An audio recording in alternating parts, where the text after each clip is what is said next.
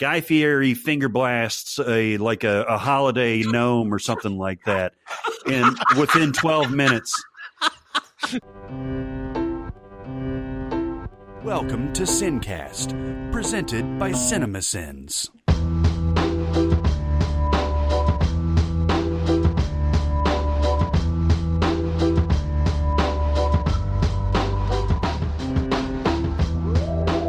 All right, everybody, welcome to the SinCast. This is Chris Atkinson from Cinemasins, joined as always by the voice of Cinemasins, Jeremy Scott. Hip hip hooray! And from Music Video Sins, Barrett Share. Happy birthday! Yeah, if you get out in the sun, you're going to melt. It's no one's birthday. Why does Frosty say that? I watched this the other night. It's his birthday. It's his birthday. Why is he saying it to himself? Who says happy birthday to themselves? He's got the mind of a child. I did when I was 15. I was going to say 8, but I did it well into my teens. Happy birthday! It's my birthday! Okay, that explains a lot. That's why he says it anyway. I mean, that's why he says it. Because he was a Pinocchio-like person with who was just snow, and then somebody said some magic words, and he's living. By the way, we watched the Christmas episode of the Goes Wrong show last night.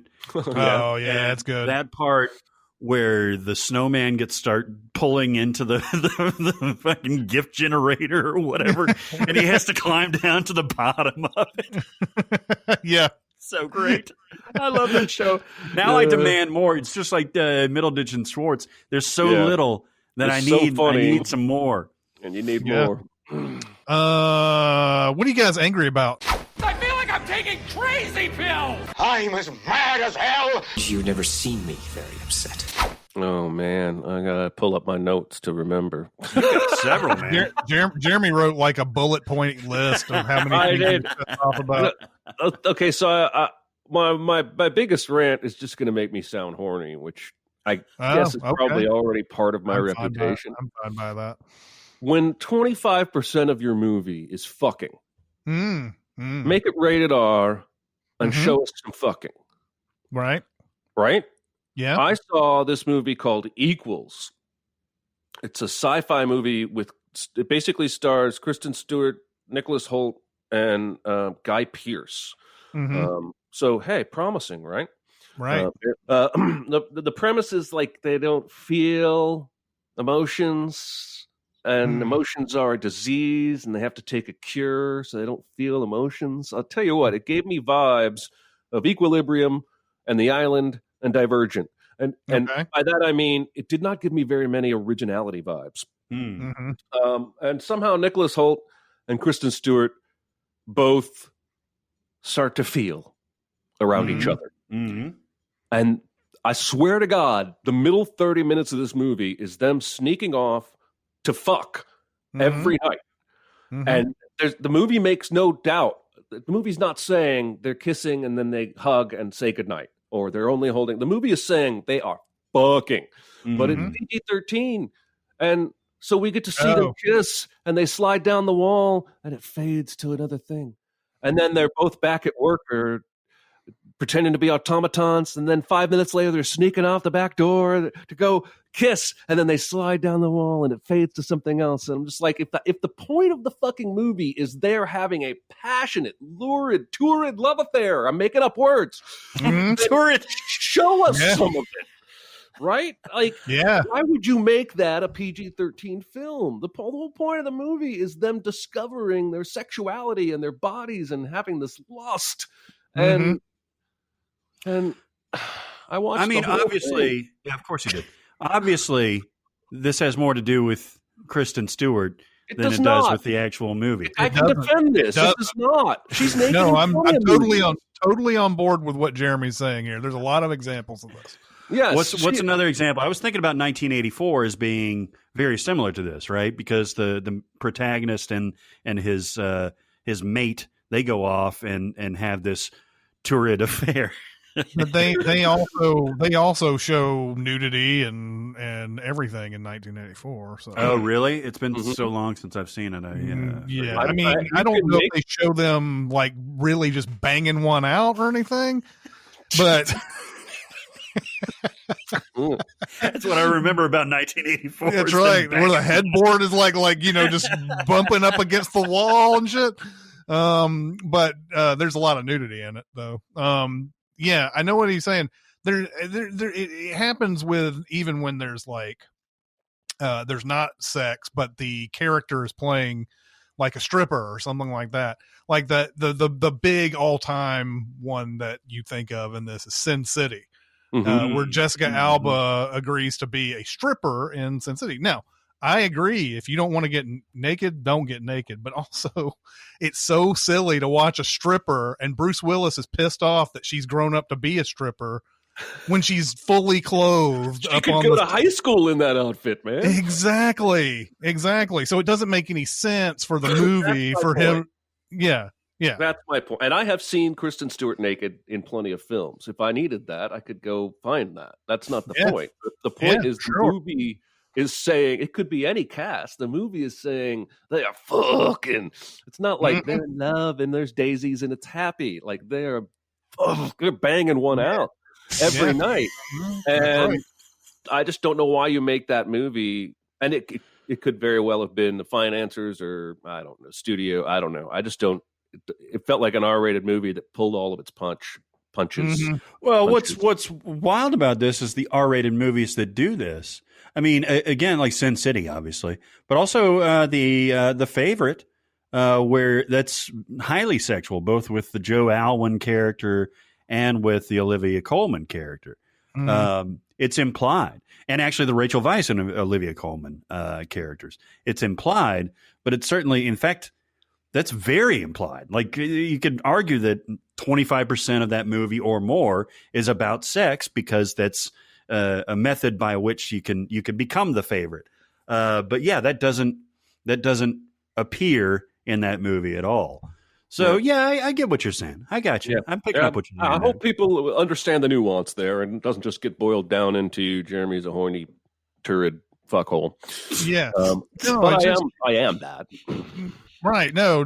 It makes sense because the story you tell, this is what a lot of actors will refer to when they're talking about, well, I won't do nudity unless it's, important to the story or whatever. Well, a story about sex is, that's the point. It doesn't get your point across by just showing them sliding off into a room somewhere and then letting the wind blow through the curtains and shit like that. Exactly. Like a train coming out of a tunnel. Right. Yeah. I mean, go all the way. Don't, if that's what that movie's about. So yes. I agree. Thank you. I'm glad you chose that one out of the bullet point list. I am too, actually. I think that was the most fun. The other ones could have gotten boring easily. Yeah. What are you pissed off about, Chris? So this just recently came up.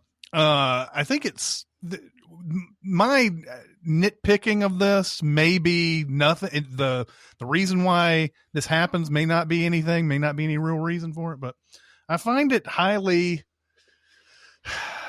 irritating when I watch ESPN and they show the players, like they'll show the crawls at the bottom of all the news that's going on during the day. And they'll say, this player is out for the game due to virus.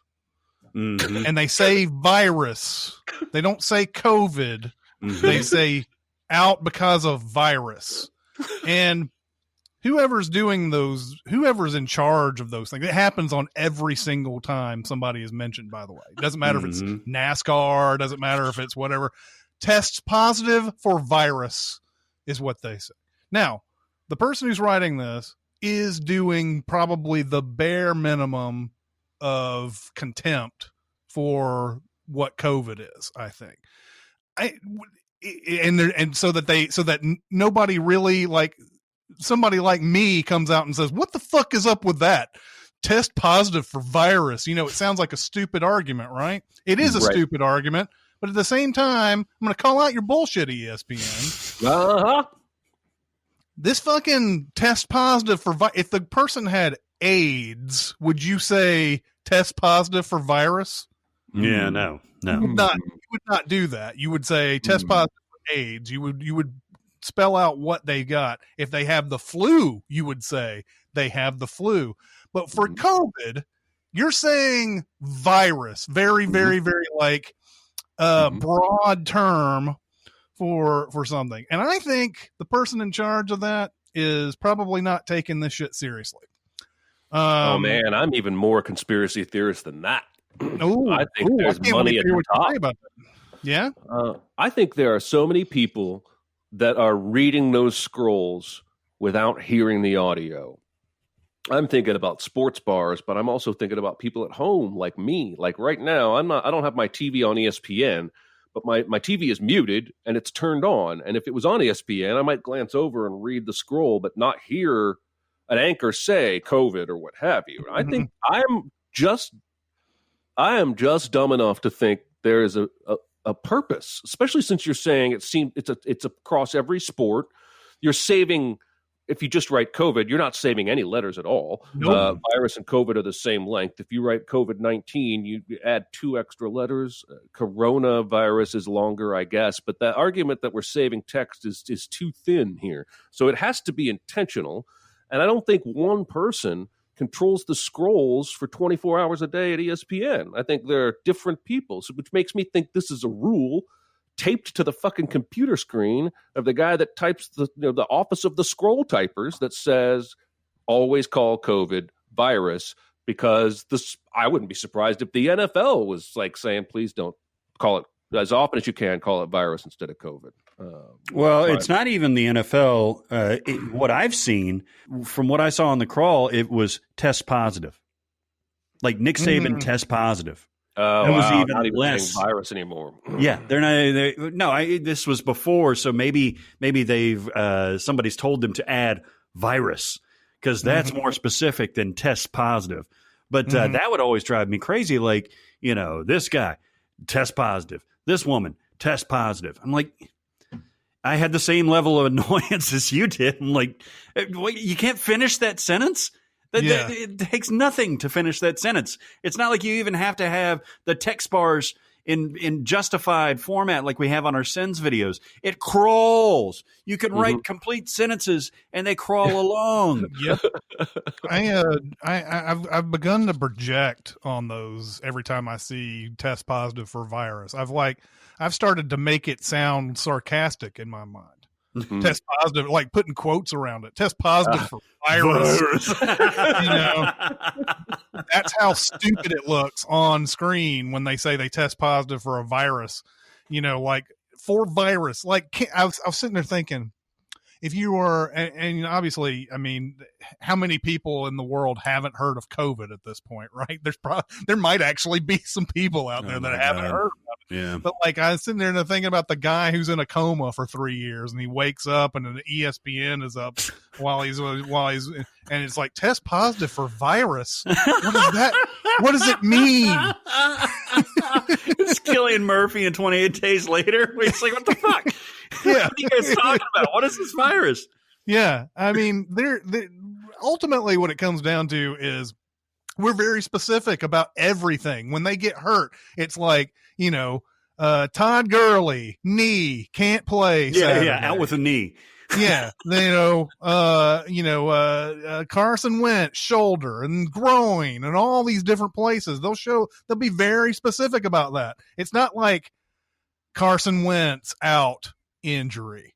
Yeah, that's exactly what that fucking virus thing is saying. Basically, is it's something broad. It's something that you don't need to worry about, I guess. It's like a hockey report, right? Like lower body injury or like upper body injury. Even hockey only does that in the playoffs, man. In the regular season, they'll be like spleen. Right. Xiphoid process. Yeah. Anyway, I find that irritating. It's I know that we do these rants. They're all, they're usually based on something kind of small and irksome a lot of times. They're not always big things or whatever. And in this case, that's not a big thing to be worried about in the case of the world of the day. But I do think there is something going on there where they're doing the bare minimum and they're not taking it seriously. Or like Jeremy's saying, there's an edict that's saying don't call it COVID on screen, and like it's fucking Voldemort or something. The virus that should not be named. Should not be named. You let us know. COVID-mort. If in the next couple weeks, you let us know if it changes to like China virus or something. And then see, the Wuhan virus. Yeah. Oh my God. I would like to hear Mark from American Movie pronounce COVID. That meme has circulated, by the way. It's called COVID. COVID. Yeah. Well, I've got an even more important rant than that. Well, more important. Cocky bastard. It's frightening almost. All right. There's a new channel. Yeah, I still have cable. We all still have cable. You know what, kids? Deal with it. We got cable. We flip channels. All right, bitches. All right. So there's a new channel on this cable that I have. I have not snipped the cord, and it's called Recipe.tv. It's right in the bunch of the cooking channels. There's the literal cooking channel, and then there's Food Network, and then there's Recipe.tv. And what Recipe.tv does, between insufferable commercials, because it's a nascent network and it's trying to get all the revenue that it can, so they're doing dermabrasion shit and stuff like that. But when they do air stuff, it's people making recipes for food that you can consume. And some of it is redundant. There's this Irish woman that's very, very pleasant, but she makes Irish food, and I have no interest in Irish food. All right. Soda bread can suck my dick. All right. It's not tasty. Jesus. Guinness is Guinness. But I don't really care about cooking with it. But they do have, I'm kidding, Irish people. I love you.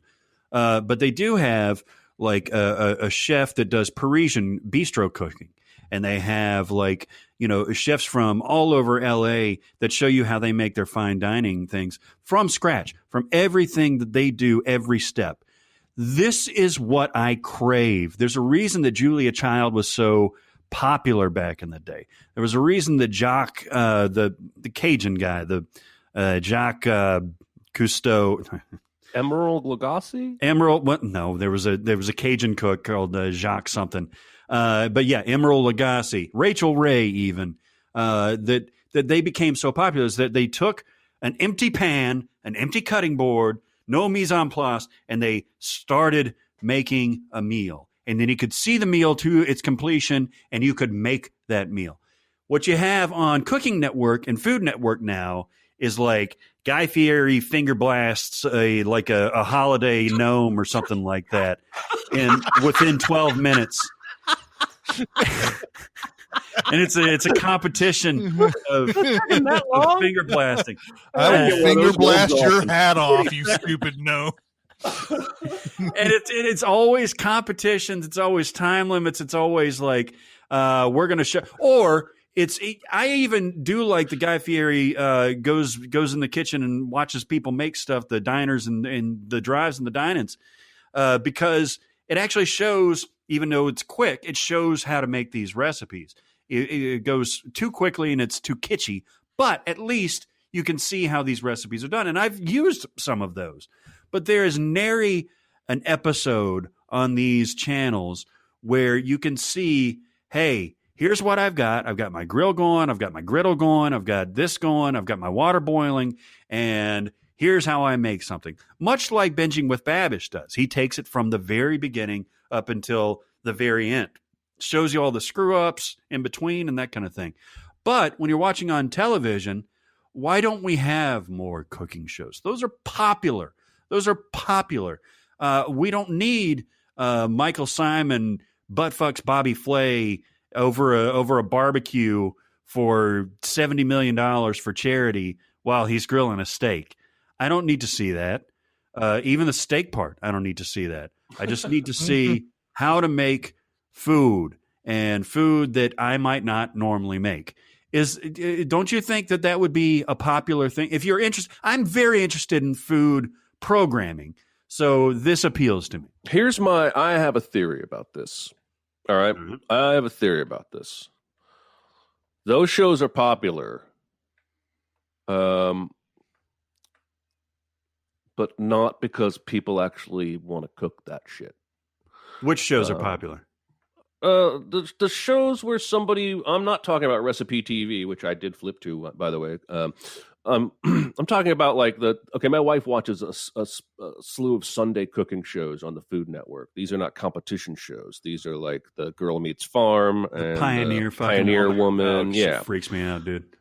Okay, well, point is, she basically shows you how to make from start to finish. There are more cuts in between, but my wife loves those shows. We have cookbooks from both of those women, and we've never made one of those dishes.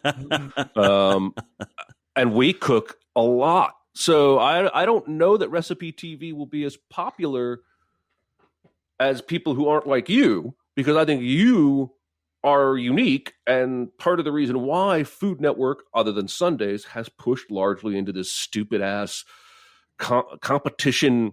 Tiny spatulas, world's worst cooks. Like, it's really mindless, dumb, stupid. Like, Guy Fieri finger blasts a pork belly sandwich, or Pork belly sandwich. I mean, the other half of their program is literally watch people take bites of awesome food and go, yeah. That's like half their shows. Well, and that's what Chef's Table is on Netflix too, and that's what Ugly Delicious is on that, and stuff like that.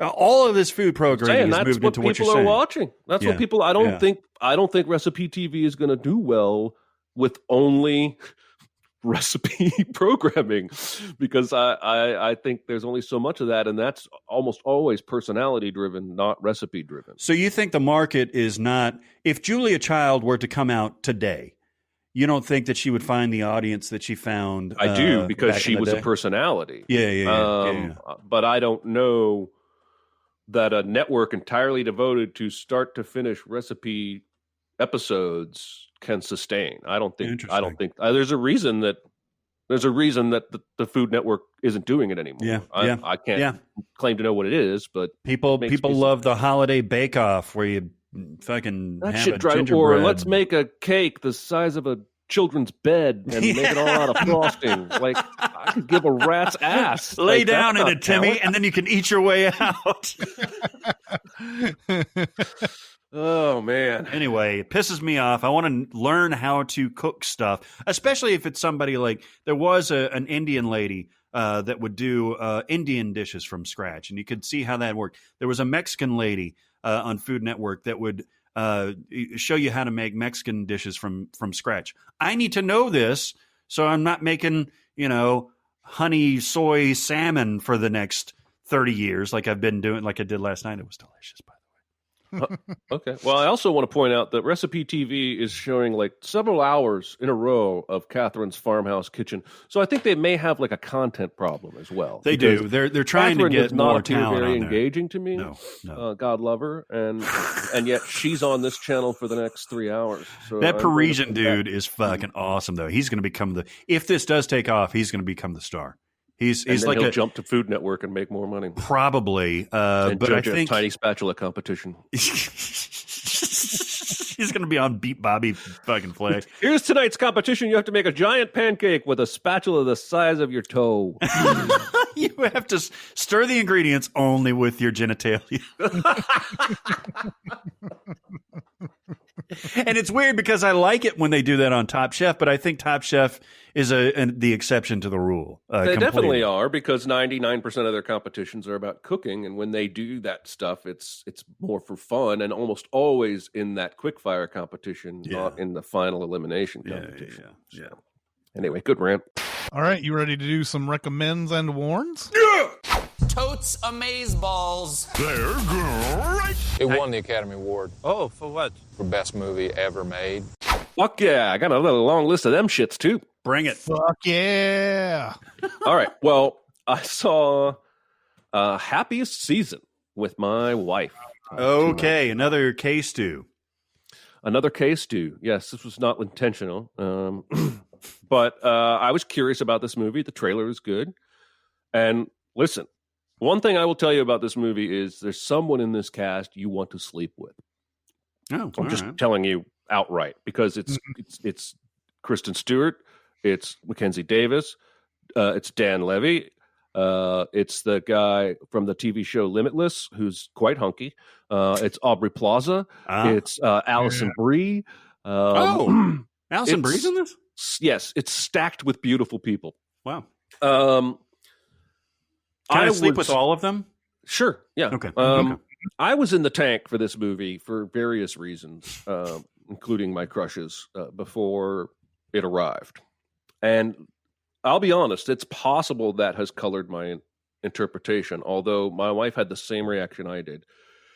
And I know at least one Sins team member liked this movie, so I feel bad, but this movie's not funny, man. Is it supposed to be? It's trying to be. Yeah. And it's not a Christmas movie. Like, I'm not here to debate what is and isn't a Christmas movie, but it's called Happiest Season, and it's coming out at the end of November. The only Christmas is the fact that it's Christmas time. They're going home to one girl's parents' house to celebrate Christmas.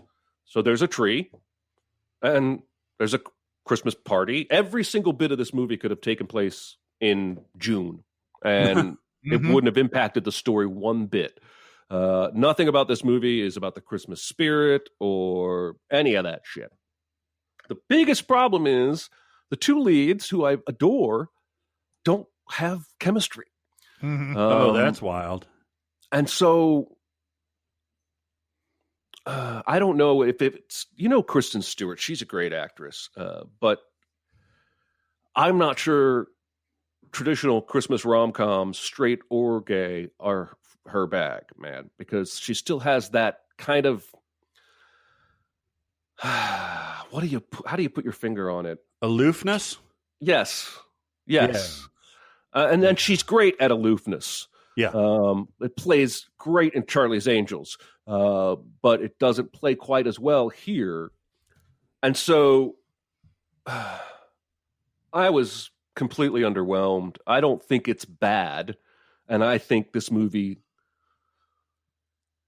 needs to exist for plenty of reasons. I think it's great that we have a Christmas romance movie with two lesbians that is pretty straightforward for Christmas rom-coms in terms of, I know there are plenty of people in the LGBTQ community that wish the movie had been other things, because it is ultimately a story about one person's coming out, and that is something they've seen a lot in movies. And I can only speak from my own experience, but Dan Levy was hysterical, and the best part of the movie was every time he was on screen. Sadly, his character is very shoehorned into this movie and doesn't really need to be here, but he gives a great speech at the end that's very emotional.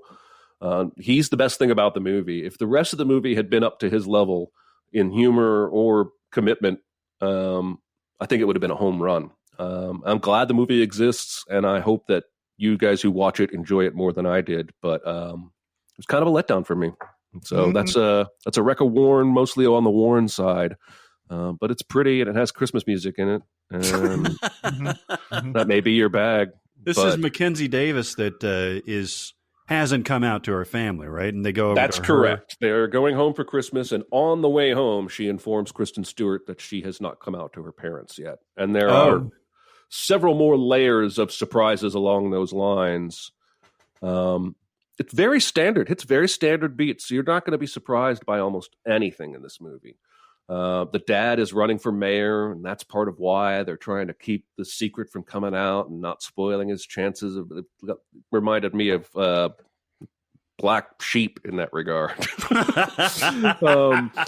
Trying to keep these antics away so that the relative can win a conservative office or what have you. And then by the end, maybe it's because it's a Christmas movie, but everything is tidy as fuck by the end of this movie. Like, people who were definitely homophobic hours later are completely redeemed because they accept everything now. And it's just, yeah, it's very, I don't know. I respect its intentions and I'm glad it exists, but it's not for me. I'm sorry.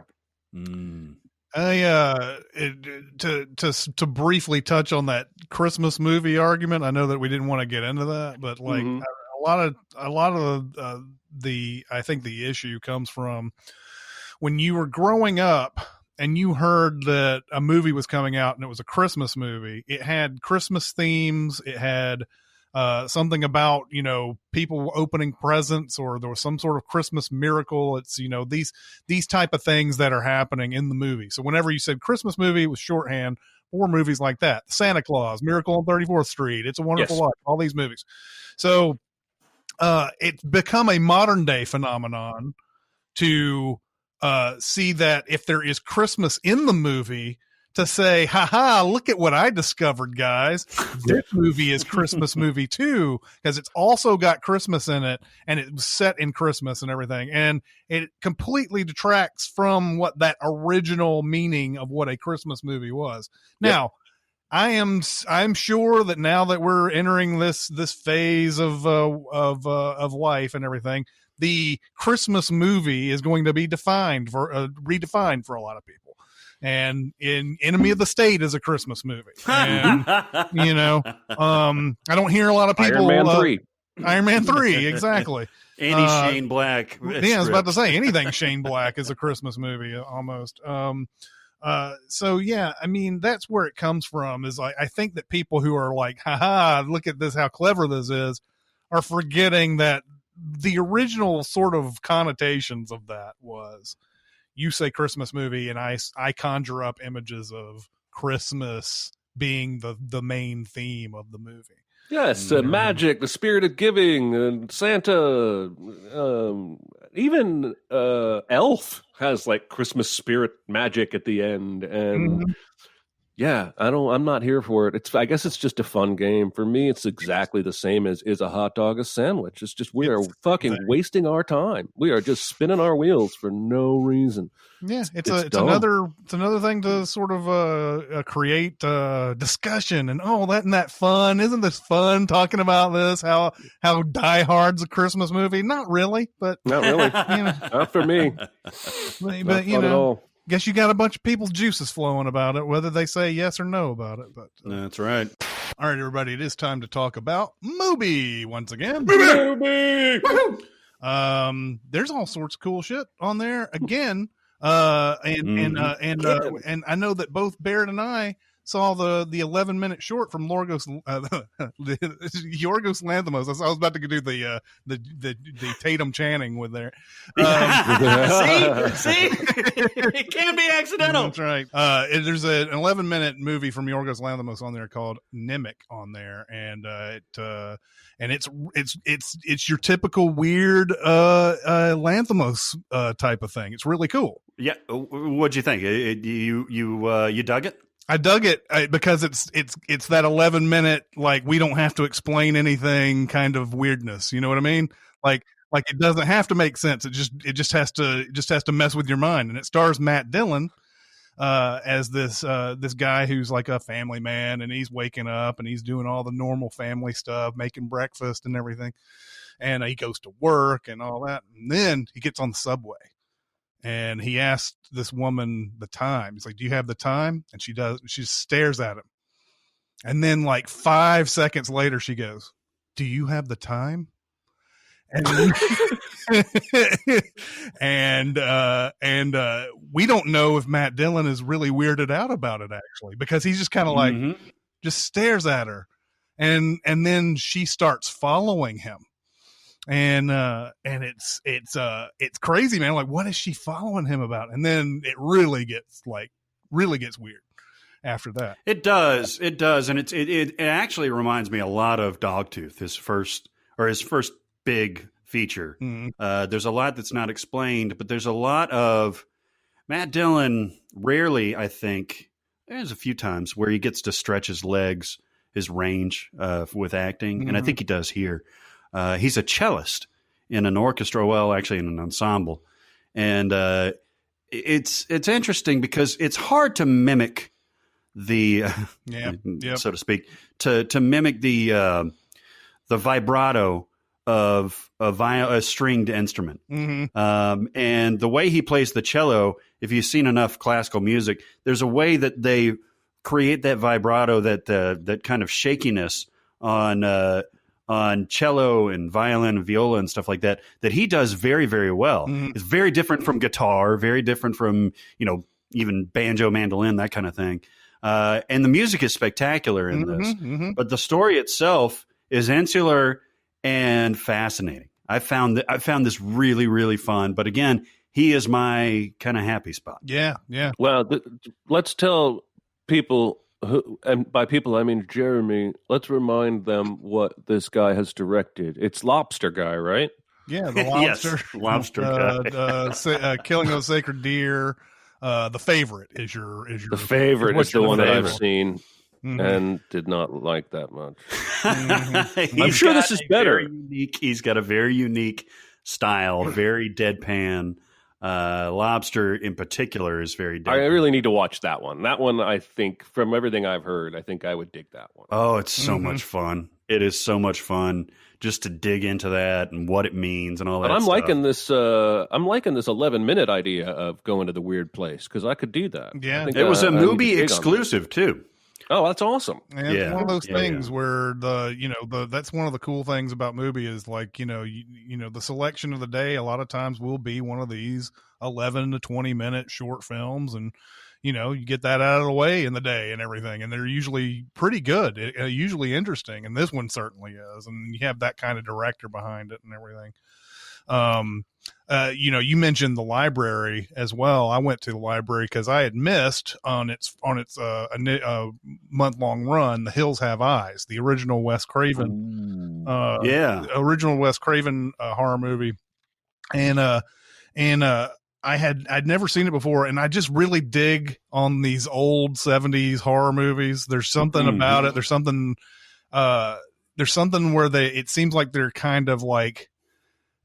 They're not polished films at all. Yeah. There's something to that I've always been attracted to with those horror films and everything. And this is one of those. I mean, it's got the bad acting and it's got, all sorts of like, oh my God, that's terrible. But at the same time, it's scary, especially in this one. And I can't remember the remake, how that one went down. I just remember I didn't like it too much. No. Remake, no. But the sort of the messed up rednecks that are in the hills in this movie, they're smarter than the ones that we see in most of these type of horror movies. They're like actually dangerously smart in this movie. They can speak with all sorts of like bigger words and like a great vocabulary and everything like that.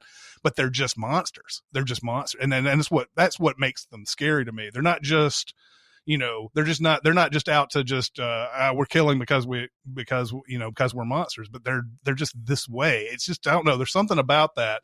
Even though they look different and they have this way about them, they're very smart. And that's what's scary about that movie. Yeah. Those old school things. I agree with you. There's something more unnerving. Original Texas Chainsaw Massacre, like that kind of thing. It just makes it a little more, I don't know, maybe realistic, quote unquote, to where it feels more tangible.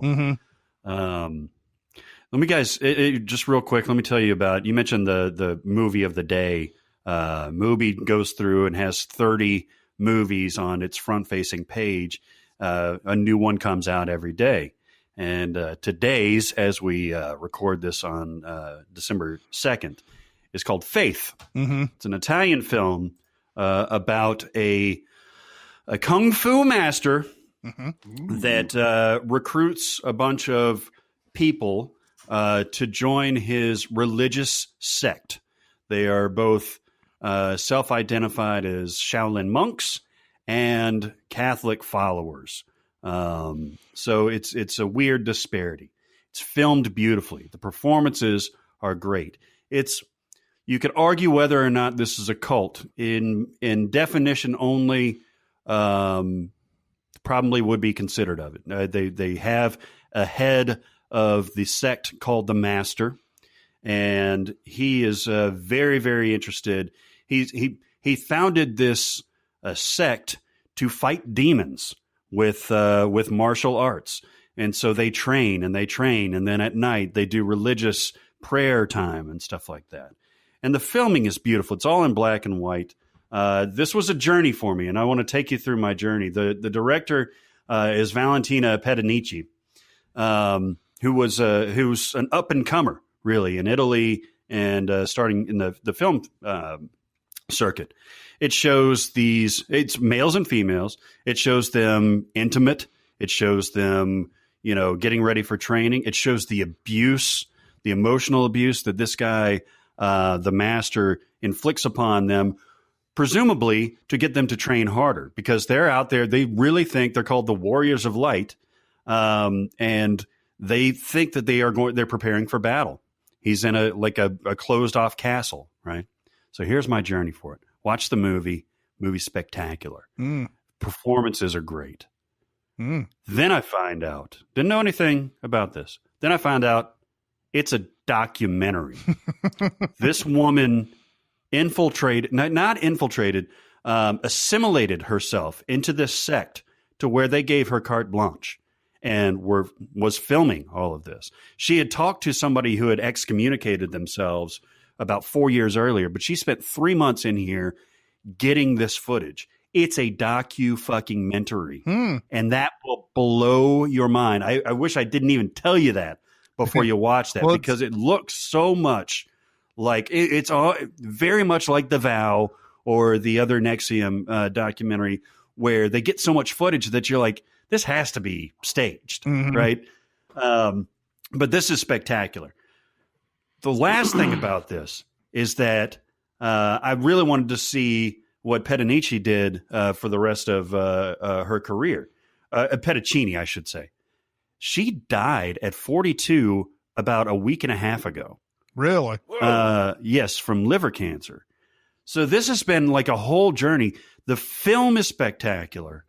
Did not know it was a documentary. And the fact that she unfortunately passed away was just like this whole emotional roller coaster for me. Yeah. That came from the film itself is an emotional roller coaster. I swear to God, you guys will get absorbed in this. But the circumstances behind it is even more compelling. So I would recommend this, full-throated recommend, both the Yorgos Lanthimos short that we saw earlier and this film Faith by Valentina Pedicini. Absolutely. Go to mubi.com/cinemasins, mubi.com/cinemasins. I'm telling you, you will have your mind blown at least a few times, like I did with this experience.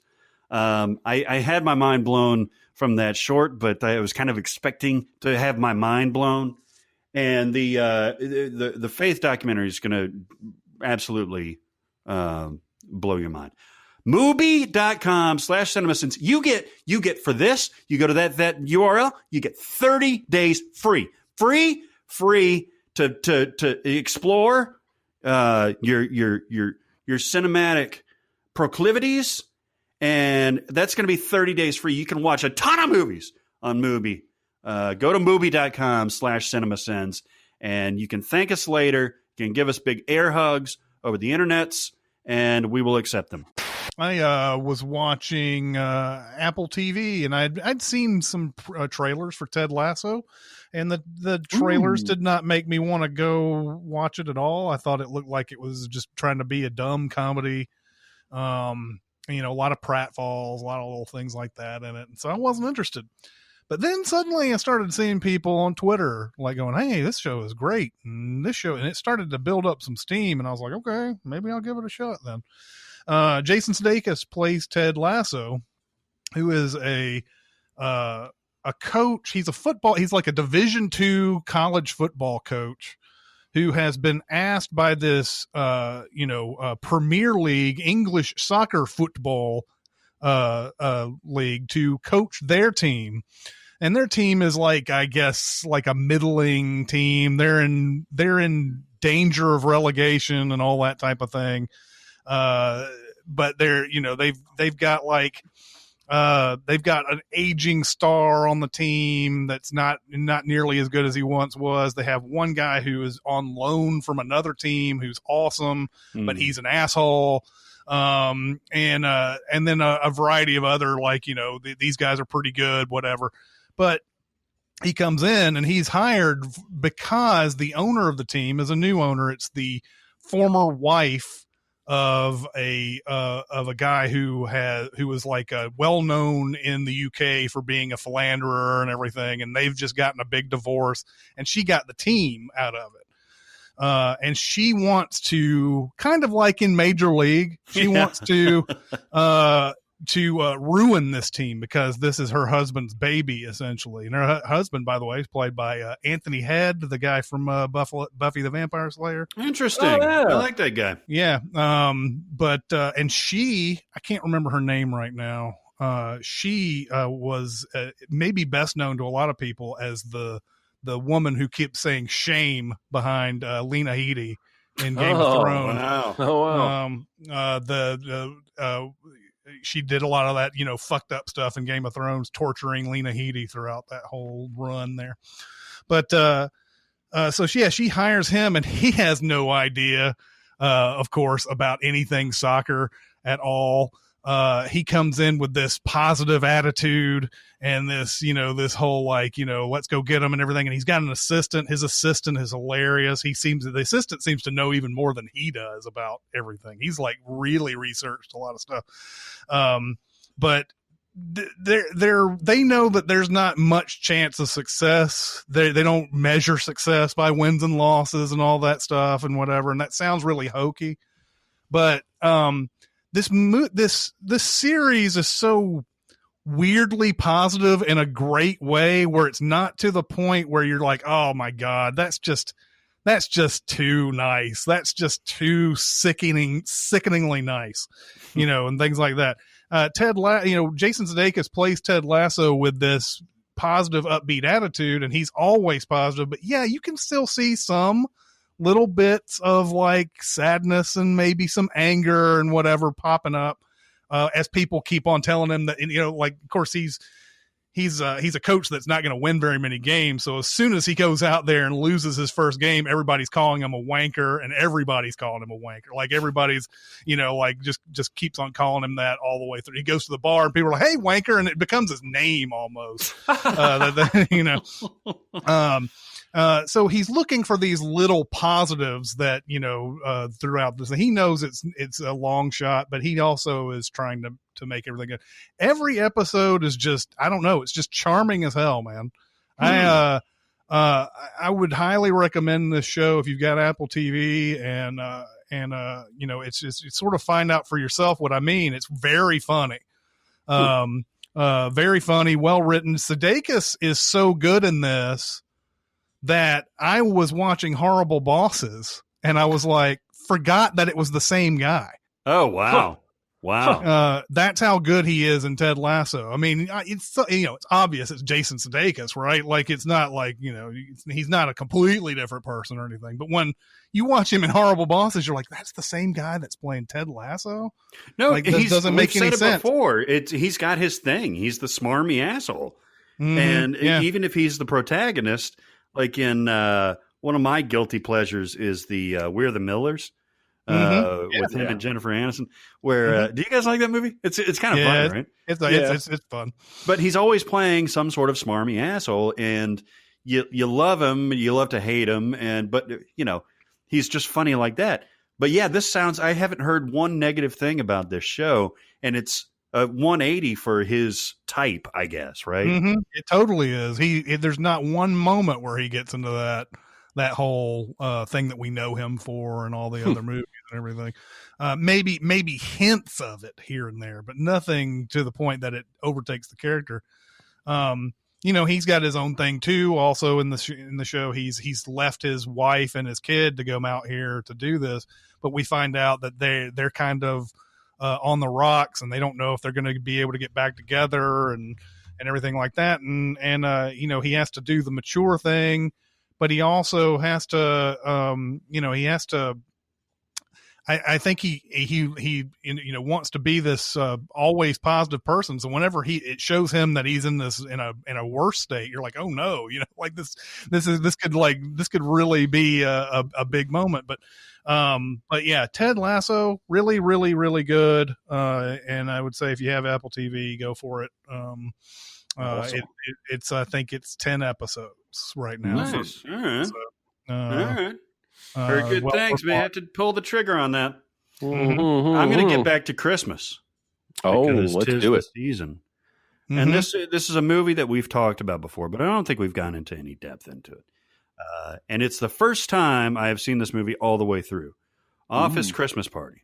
Oh yeah. Now I've seen talk little about guilty chunks of pleasures. this many, many times, and I came away from this movie thinking this is the most watchable movie I've ever seen that's not really funny. I very rarely laughed at this, but I was amused all the way through. It's a very bizarre concept because it's fun and it's not good, but it's fine, but it's not hilarious as it should be, especially with this cast. This cast is ridiculous. It is one of those rare movies that the setup is less funny by far than the end of the movie. The end of the movie is much better, I think, than the beginning of the movie. Except that's when she uses electricity outlets to reroute the internet. Oh yeah, this is the perfect storm. All the internet is out. But techno nerd Olivia Munn. But besides that, like the whole time when they take T.J. Miller back to Jillian Bell's brothel, and they get into the whole like, oh man, it sucks being the boss, and then they get into the car chase, and the whore is back in the back seat, and she's like, you can't shoot him, he's going to crash the car, and then they fucking try to jump the. That was the part that I was laughing so much on. Of course, it's very Chicago. I cannot help but believe that this was not based on a real thing, of which my cousin has participated in one of the most epic Christmas parties in all of Chicago at an ad agency downtown, right in the same area that they were in. But I kind of love it, but I also just think that it's a wasted opportunity. Jennifer Aniston plays one note. Kate McKinnon is the star of the show. Jillian Bell maybe is up there. This cast is amazing. You haven't even mentioned like Rob Corddry and Randall Park and Randall Park is fucking Randall Park. Okay, so I don't. Bateman has been mentioned. That's true. I agree with you. I don't think it has very many laughs, but it is very amusing. Yes. It's crazy to me how many of the jokes are so base. Like he's sucking an ice cock while he's drinking that shot of liquid. Or I got a picture of you deep throating that. They're dancing in fat suits. Or it's just so one note, but there's something about it that I've probably seen it 7 or 8 times in parts. It's very amusing. I love that Randall Park scene when they go into the nursery and he keeps doing this kind of baby cosplay thing. And Vanessa Bayer actually is a really good addition to this. She is. And she's okay for a second. She's like, no, seriously, it's just a thing. He's like, no, okay, I'll stop. And then he says something like, can you check my diaper? And she's like, okay, there's something going on in my diaper. Save that shit for the 4th date, like a normal person. Yeah. So yes, there are laughs in there, but like, oh my God, you're right. They're very basic jokes, except for when Kate McKinnon can really, I think I have to imagine that some of this is improv. Like when she pulls up in the van and she's like, it's a Kia. That's what God would drive. And TJ Miller has that great line reading too, where he's like, shut the fuck door. Yeah, that's great. That's great. TJ Miller, I do like, well, I tell you what, this movie does have some sentimentality to it. It's almost like, to do another Chris Farley comparison, it's almost like Tommy Boy, right? Where he's like, he's trying to keep all the staff together Jennifer Aniston is his sister, and she wants to fire everybody because she's all about the bottom line. But he's like, here's how we do it. And then I would be remiss. Courtney B. Vance, after he gets blown up by cocaine, is fantastic in this. Yo, he's hilarious. Yeah, especially after all this goes down. It's insanely watchable. I'm going to keep watching it like probably 7 or 8 times. I don't want to like T.J. Miller just because of some of his public incidents, but he's very funny in this movie. Early on, when they go into the bathroom and he and Jason Bateman are talking, he's at the urinal and somebody has doodled Jennifer Aniston fucking him.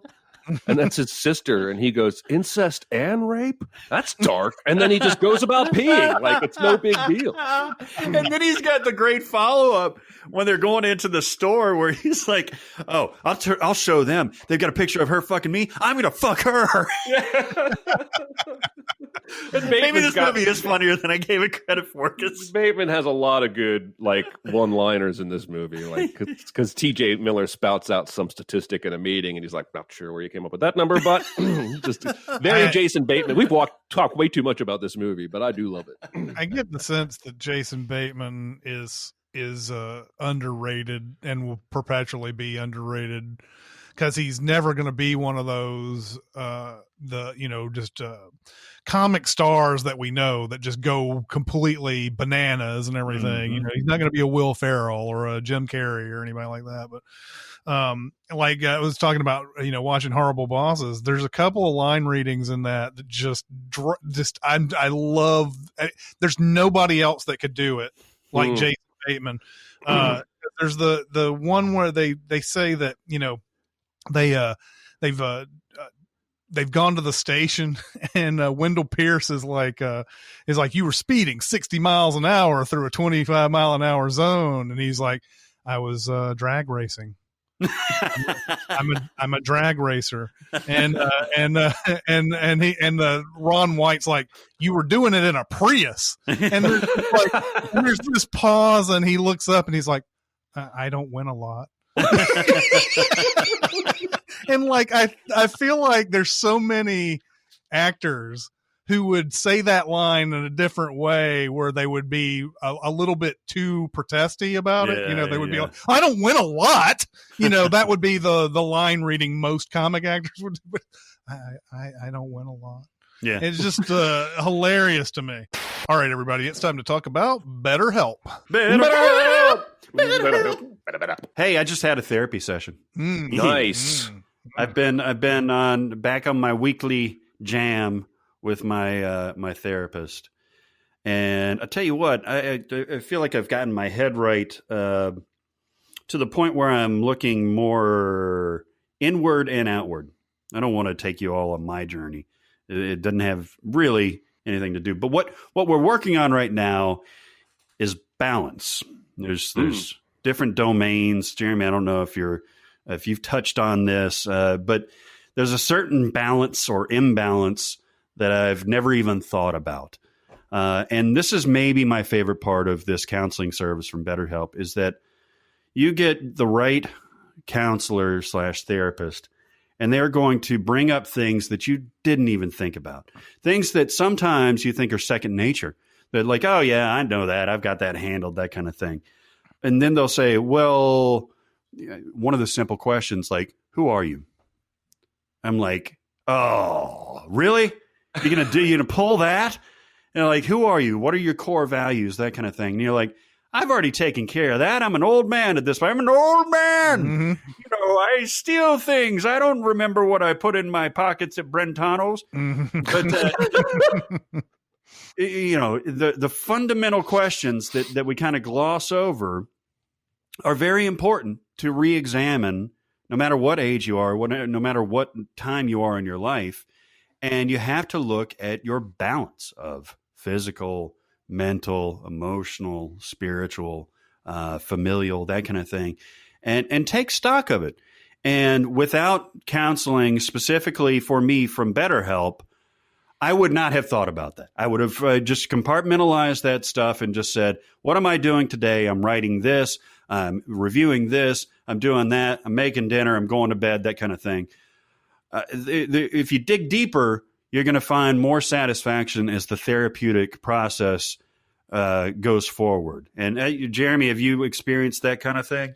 Yes, not probably in the same terminology. I'm guessing it's a lot like NFL play calling systems in that Sunday. The core is the same, but everybody uses different terminology. Yeah. And what I would just say to those of you, this is, we've said this so many times, it's a pandemic. It's a scary time. People are losing their jobs. People are being evicted. People are getting sick. It's a very anxious time. And it's hopefully making you more interested in therapy than ever before. But I implore you not to waste your own time with therapy. And by that, I mean, be honest. I know a lot of people, myself included, who have wasted months in therapy just not telling the therapist the truth because I wasn't really ready to deal with it. Oh my God, that's the worst, where it's like, I really want to get into this, but then I really got to get real. Yeah. And I'm not saying it's easy. I'm just saying you do more work in therapy and you grow more as a person, the more honest you are with yourself and with your therapist. It's the same as with a doctor. If you think you have a heart problem, but you're scared to find out you do, so you go to the doctor and complain about a elbow pain, you're not going to, you know what I mean? That's not going to help you. And so, do yourself a favor. Don't waste your therapist's time, obviously, but, at the same time, you are paying for this service. So make good use of it by being honest. This is the time, and you can make huge leaps in how to deal and cope with that anxiety and that depression that's choking you out. That's a great point. It's like the Dr. House thing. Everybody lies, right? Yeah. Even in life-threatening situations, which, they certainly happen all the time. Yeah. To get to the heart of the diagnosis, he has to assume that everybody lies. And as a former therapist, I kind of had that mentality too. Like, until you break through that, or until the patient is ready to break through. That's true. That you're just going to kind of treat what we can see right now, and then we start digging down. And I think that's where I'm at right now. Yeah. BetterHelp. Listen, Jeremy mentioned the pandemic and our current situation and everything. Things are looking a little bit brighter, which I'm very much looking forward to with vaccinations and things like that. But at this point, BetterHelp is really a great service. You can do it from the comfort of your own home, on your computer, on your tablet, on your phone. There's a chat option. There's a video option. You can communicate on your counseling room. You get set up with a matched counselor. They've got so many people signing up that they're recruiting more licensed counselors. If you go to betterhelp.com, H-E-L-P, betterhelp.com/SinCast, you get 10% off your first month. And that is certainly not nothing. You can use that to really start off your whole journey. And if you have problems with payment, let them know. They've got services for them. The fact that you can schedule things, the fact that you can communicate easily, the fact that you can see your counselor really as much as you need to, and you get matched with somebody who matches your needs. This service is spectacular.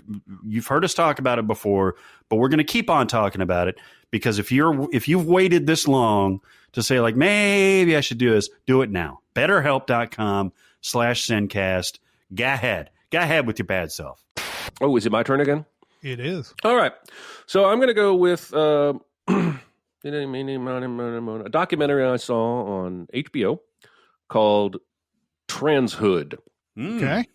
And this is a documentary that follows 4 trans individuals from a young age. I believe one is 5, one is 8 or 9, one is 13, and one is 15. The conceit of the documentary is that it follows these individuals for 5 years.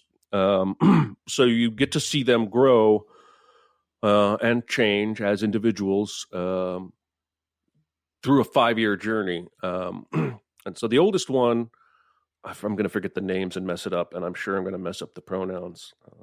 But the oldest is transitioning to a female and is looking into confirmation surgery by the end of the documentary and wants to be a model. And her story is very fascinating. She has a super dad who just is 100% behind her. The next youngest is transitioning to male, and he has a super mom who is super supportive and loving. Does seem to push him a little bit to come out, just because she seems afraid that he'll be hurt by friends in the future if they find out.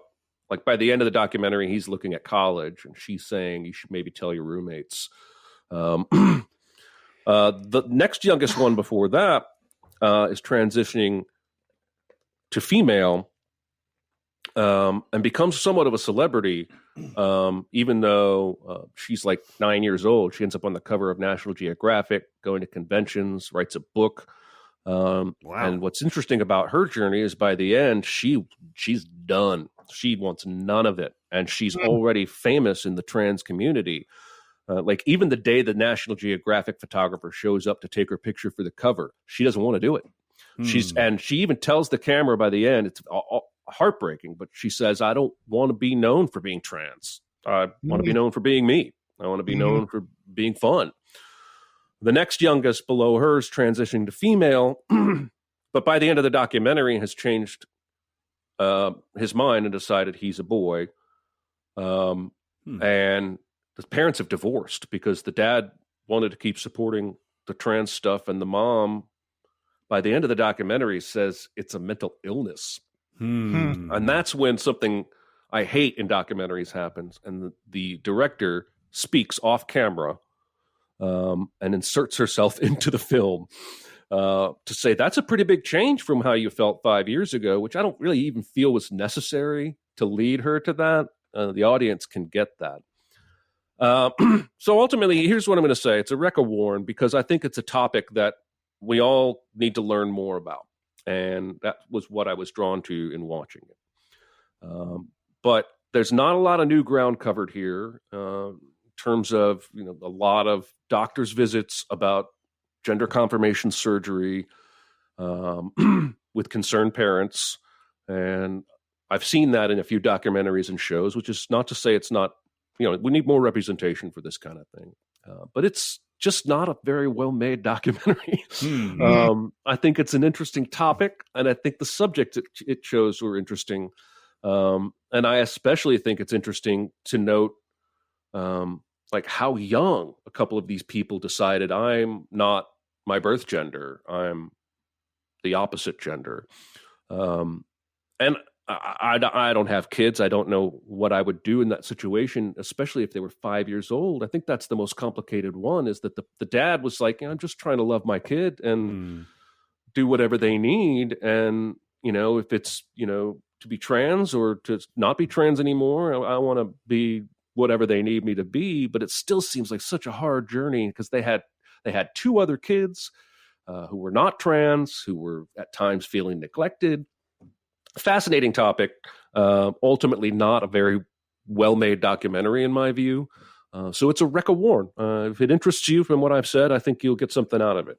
Yeah, I want to check this out, even if it's not really well made, because that is a fascinating thing. Plus, I'm very interested in this longitudinal type of documentary. Did you guys ever see the 7-Up series, the 7-Up, 14 Up, 21 Up? I saw a couple of them a long time ago. I've never seen them. I've always wanted to, but I have never seen them. Fascinating. By the time I watched it back in probably 1995, it was 35 Up. And so they've gotten all the way to 63, I think. Yeah. Which is amazing. But the 7-Up and the 14 Up, I forget. It's a French director that did it. Well, originally, I believe Michael Apted was the director on these. It might be somebody new now. I'm not sure. It's you're right, Michael Apted. Okay. Yeah. Okay. But that kind of thing in Boyhood we've talked about before, I think is just absolutely fascinating to see how a singular person, or in this case, a group of people, change, especially from almost infancy or childhood all the way up into adolescence to adulthood. And even 5 years is going to be, what's it? The youngest one went from 5 to 10, Jeremy. Is that how this goes? Yes. Okay. And the oldest went from 15 to 20. So that's, I mean, think about our childhoods or our adolescence from 15 to 20, how much you changed. Yeah. And then you throw in trying to tell the world that your identity has changed, even though you felt this your entire life. That's got to be just kind of mind altering. And I'm going to check this out. Yeah. And again, I should say I may have misgendered in talking about some of them. Like, I don't know what their preferred pronouns were. I may have said she when they preferred they. Mm-hmm. And we have, Elliot Page came out as trans yesterday as we record this, actor from Juno. And we've had, conversations internally about how is the best way to talk about this while being sensitive, and I think we're just in an age where there's going to have to be some grace for people who have 40 years ingrained speech patterns and muscle memory in their brain for certain ways to just, we're so used to just assigning gender to people as soon as we see them.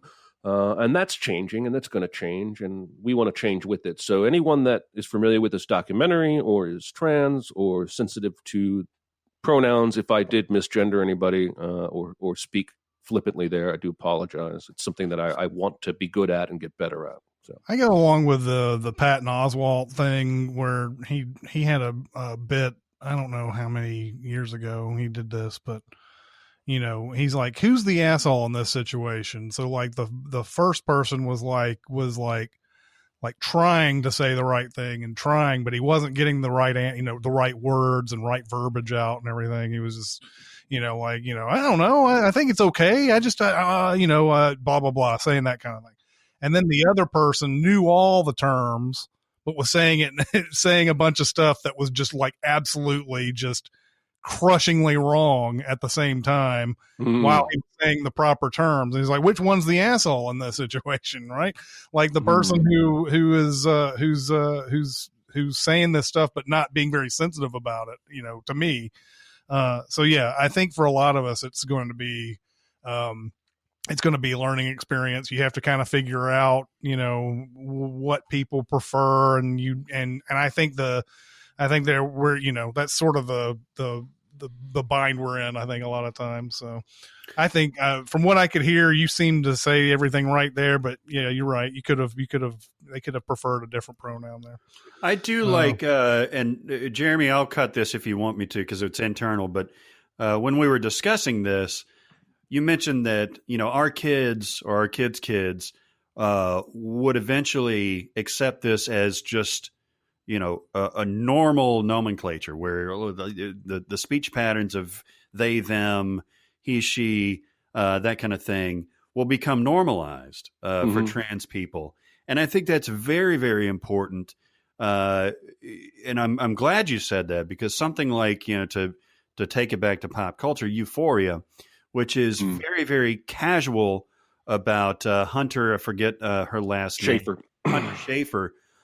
Who's a trans woman or girl at this point. And it's not a big deal. It's not a big fucking deal.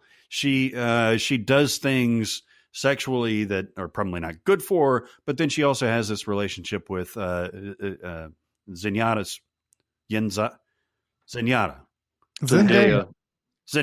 Jesus fuck. I had like a brain fart there. Zendaya's character where it's completely normalized. They have a budding romance, just like you would see in, a John Hughes movie from the 1980s. And once that does get normalized, I think that's very, very cool. But yes, for us and for our generation, it's a transition, not to be glib about the word. Sure. And I like working on that. I like thinking about that, saying, let's all try to do this correctly, or as correctly as we can get. Yeah, it's just new habits can be learned at any age. And my hope is that the children of this generation their habits that they're forming as kids are already including trans preferred pronouns and veering away from, a gender skewed perspective of the world. All right. I am also in on the documentary front here. I haven't seen the entire series yet because they haven't they haven't shown all the episodes yet, but there's one on Showtime called The Reagans. Going on right now. Growing up in a 1980s conservative household, Ronald Reagan was the shit, man. Yeah, it was. You had an Alex P. Keaton type of fascination with it. Yeah, man. Absolutely. Ronald Reagan, every time he was on TV, you're like, man, that is a fucking president right there. And you never saw anything bad about Ronald Reagan. Nothing. And I even like today, if I see somebody saying something about Reagan, I'm like, but I remember him being so good and cool. There was a Saturday Night Live rerun I saw, and it was Rosanna Arquette was the host on this Saturday Night Live, and she's like, on her monologue, she's like, I don't know if you guys know or not, but there is a president right now who is just ruining the country. And I was like, how was he ruining the country in the 80s? I don't get it. Don't make any sense. So watching this documentary now, I'm older and wiser now. I mean, I know that I don't know to the extent how much he fucked up a lot of shit. But this documentary is clearly explaining everything. And it, the first episode talks about his rise through, Hollywood actor. And he was, I believe, the president of the union at the time of actors back in the day. And he even was called in the McCarthy hearings and everything, and he very artfully somehow dodged the question, which is something that Reagan is going to be very popular, like very good with when he becomes president. But artfully dodged it to where he's like, I don't know of anybody who's doing any communist activities around here. Not that I know of, that type of thing. That's basically saying there might be, but I didn't see it, that type of thing. But the first episode is through his humble beginnings and all that. And like his, his first marriage to Jane Wyman and then on to Nancy. And then then it sort of ends, I believe, on his California governor run and everything. And then the second episode starts getting into his actual run in the 1980 presidential election and everything. But there were some things that just popped up in there that that really made me go, wow, I did not realize all of this had been going on at the time. And he's there's tapes of him with Nixon saying the N-word. Well, I don't know if he says the N-word. He says some very racist things to Nixon on this one thing, and it's just it's like, oh my God, I can't believe that came out of Ronald Reagan's mouth. A lot of people are like, well, yeah, of course it did, because they knew all along, but not me. And it was he went from this person who was like, a president of a union to becoming president of the United States, where he was breaking down unions and he was doing this trickle down economics thing where there's this idea that if we give rich people more money, they'll redistribute the wealth all over the place, because that's what they do, right? They spend a lot of things, they spend a lot of money on people. And people will get the money eventually they'll hire more people, and they'll, that there's this idea that if you get, if you give them tax breaks and everything's going to be good, everything's going to be perfect that way. And of course, it's been long, refuted that trickle down economics doesn't work. But anyway, if you want to get a more complete character of Reagan and everything, I think this is a fascinating thing that they're doing. I don't know how many episodes there's going to be of the series. I just heard about it and decided to start watching it. 4 total? 4 total. So then it's 75% of the way through. That's disappointing, actually. I thought there would be somewhere around 8 or 9 on this because my Google said 4, but I could have misgoogled. I'll tell you what, no, you didn't miss Google on this because, like you, conservative household, Reagan was a god essentially. Mm-hmm. Yeah. But I've heard enough over the years that there was not only policy issues, but also that the man himself was not who he purported to be. There is speaking of Saturday Night Live, there's a great skit with, I believe Phil Hartman is playing Reagan. That makes sense. He is the bumbling, like, just, hey, talking to the kids that come into the Oval Office. How are you doing? Wait, do you want a lollipop? Okay, get out of there. And then all of a sudden, like, the secret wall opens and he brings out like this risk board and he's like, all right, kids, here's what we're going to do. We're going to nuke the Ukraine, and then we're going to move in over here. We're going to do this. And then, like, another kid comes in. He's like, oh, hey, how you doing?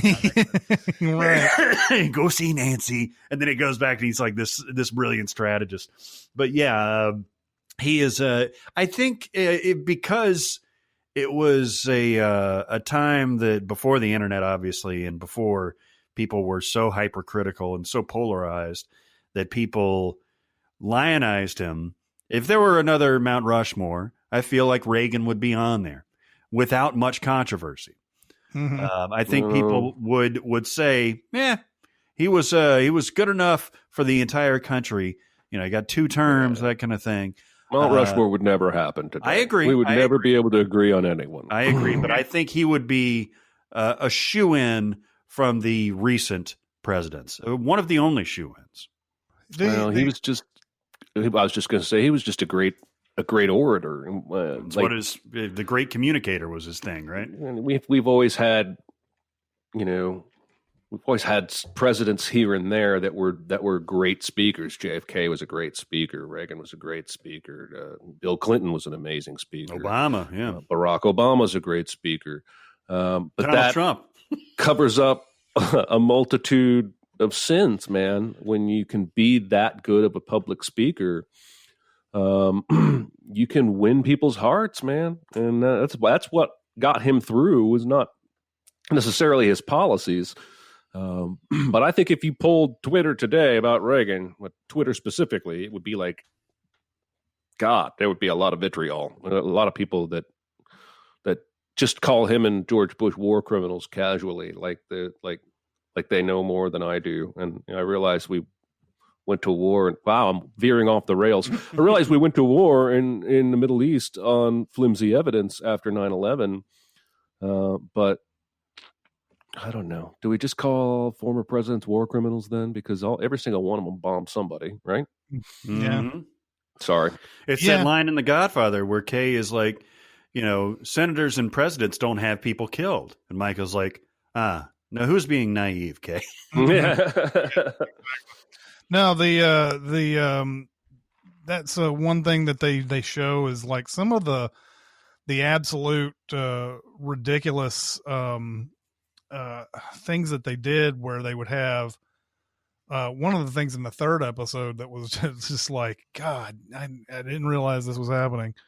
Was there was one thing where Reagan basically sent out the message that all these was it the air traffic controllers, the strike that was an air traffic controller strike or whatever, or something like that going on, and he said something like, if you guys don't return to work, you guys are just going to be fired, and that's it. And they ended up all getting fired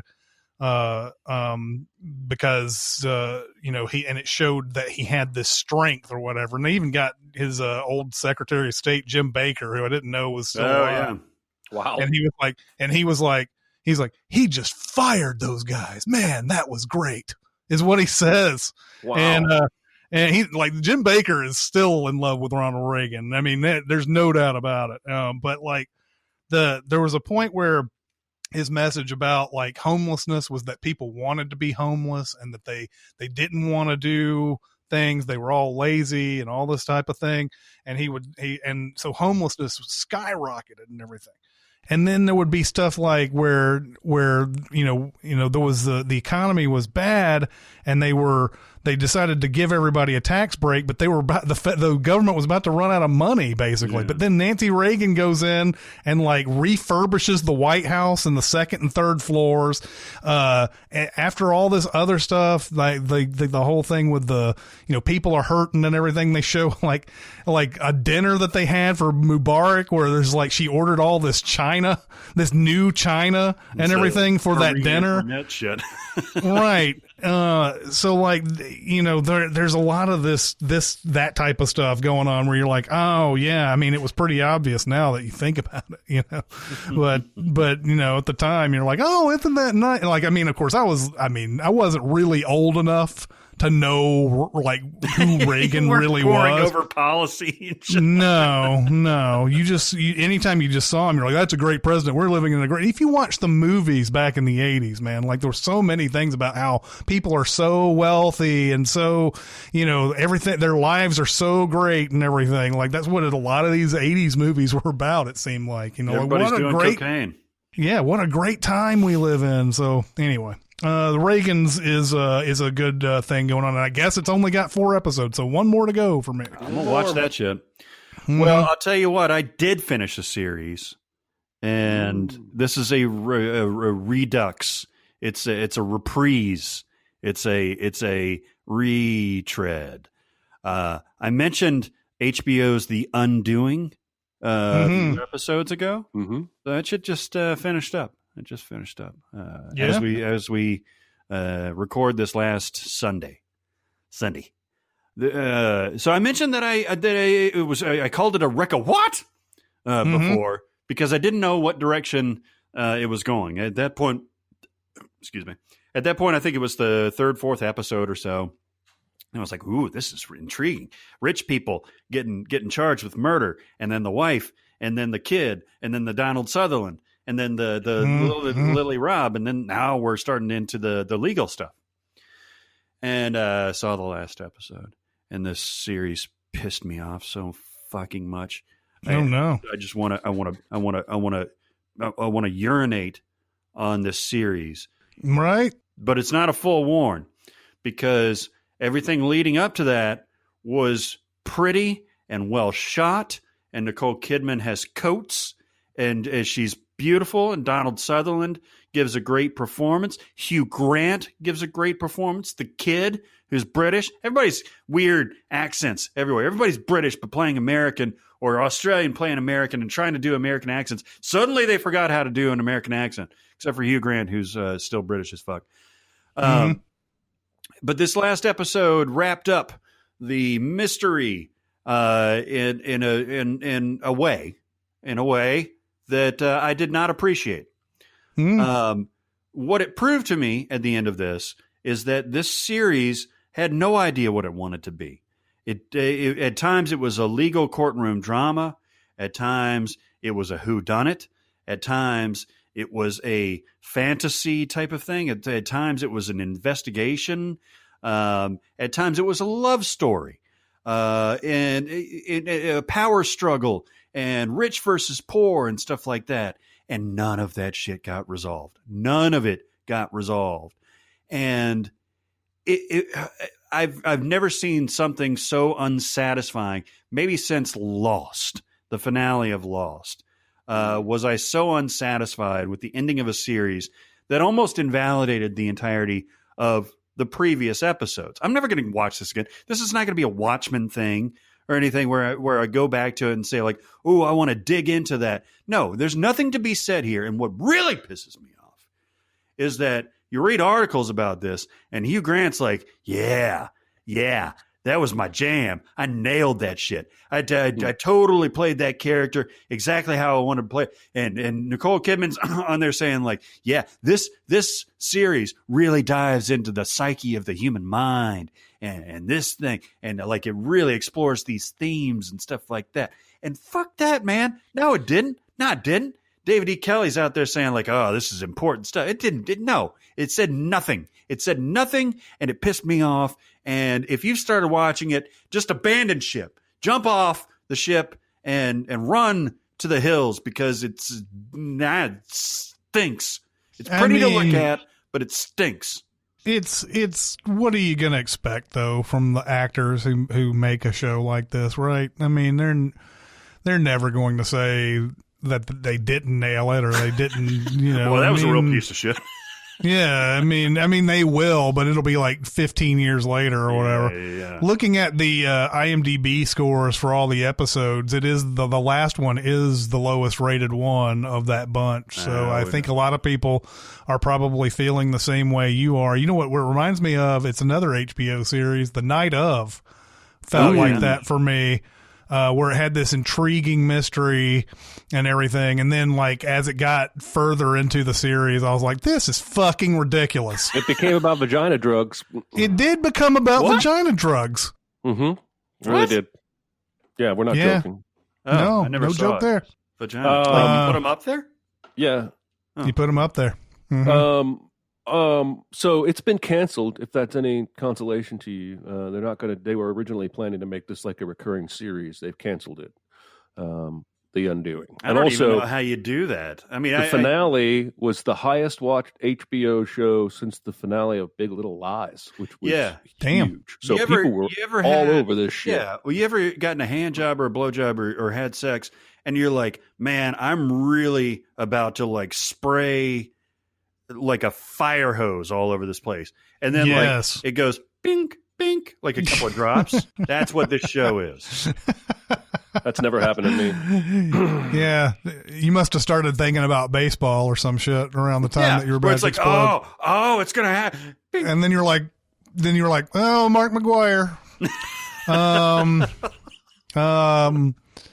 So I've been told that of all the people to pick, it really makes me limp. Yeah. I mean, if you've ever seen him with a shirt off, yeah. No anyway, I've been told that when we do these things, a lot of times people want to know, sort of get a reminder of what we went over, recommended, and warned, and everything. Mm-hmm. So I'm going to probably start doing that a little bit more. So Jeremy, he did Happiest Season. He warned that.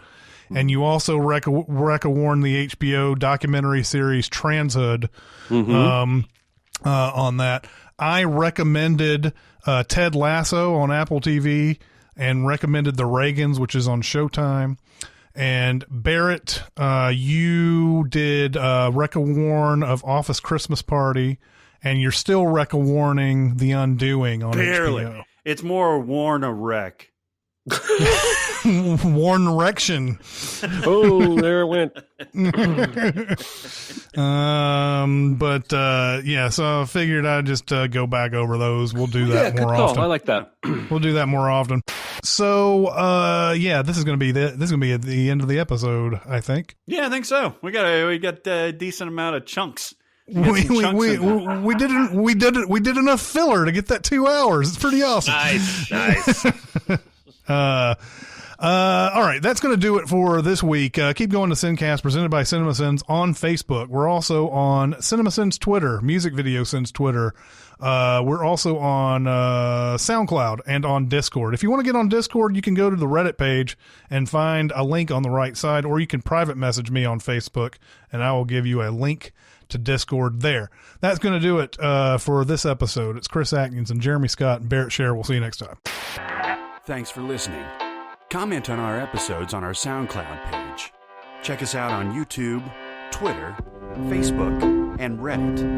And be sure to visit cinemasins.com.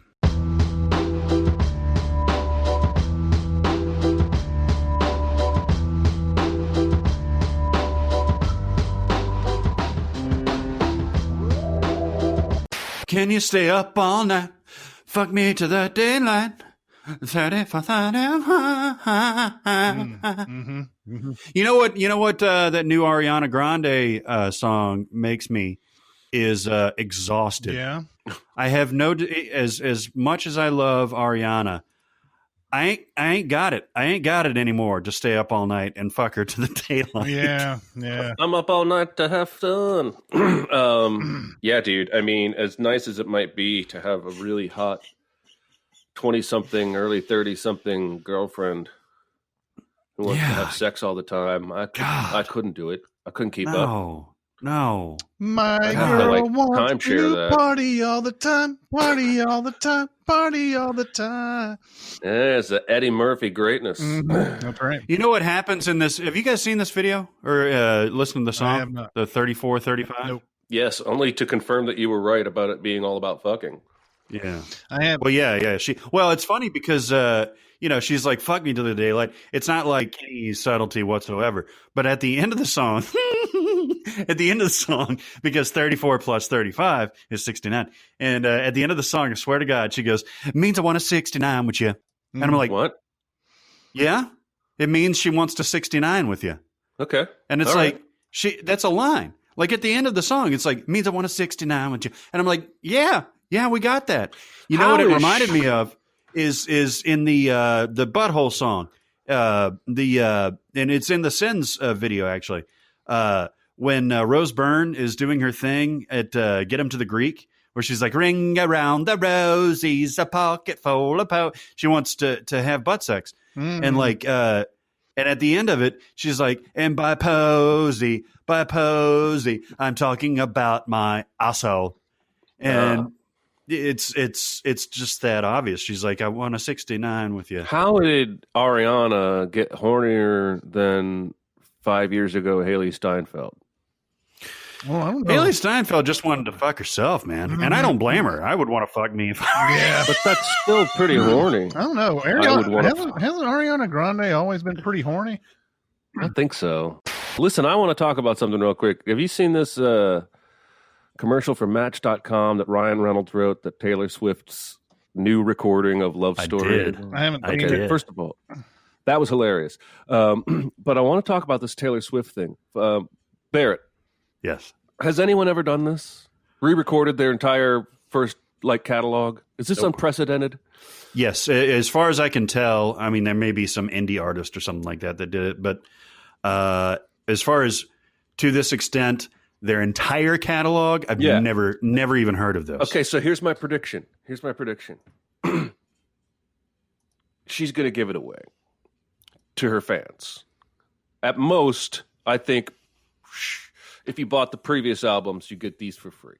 I don't think she's going to charge much or anything for them, because I think she wants to prove it was never about the money. You got a point, because, I mean, it's like Walter White, right? Like, when is enough? Does she have enough money? But she would make a fucking mint off of the re-release of this.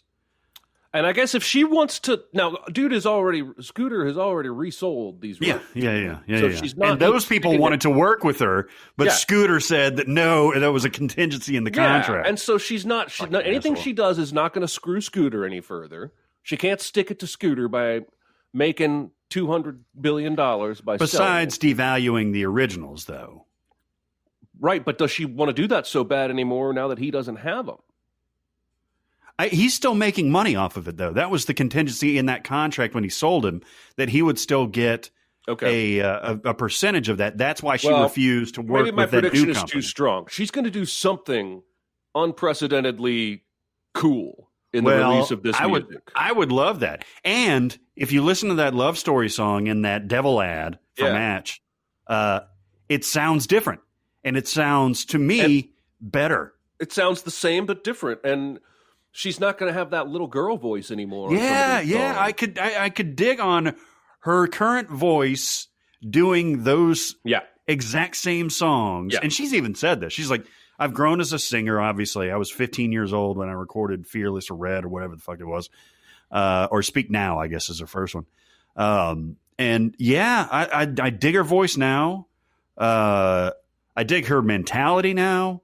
And I bet she could bring a little extra funk, a little extra stank to those old ones. She's going to give away one, maybe two of these albums for free. I mean, I could dig it. You're probably not wrong. She's the type of artist that would do that, I think. Yes.